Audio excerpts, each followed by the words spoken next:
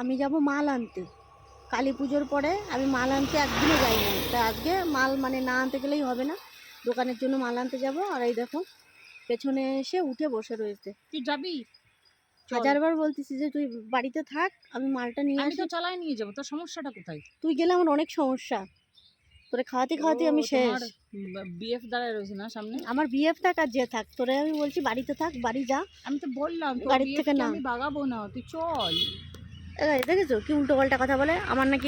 আমার নাকি বয়ফ্রেন্ড দাঁড়ায় রয়েছে। তোকে একটা বাবা ইলাইচি খেতে দিচ্ছে। ও কোনো এলাইচি খাবো না, তুই নাম, বাড়ি যা। আমি একটু মাল আনতে যাই, লেট হয়ে যাচ্ছে। এসে আবার না guys, এইমাত্র এই পর্যন্ত ভাত খেয়ে আইছি আমরা, এখনকার চারটা ফালুদা খাওয়াবি?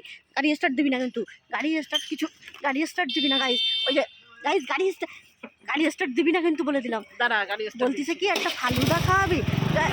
এ বাবা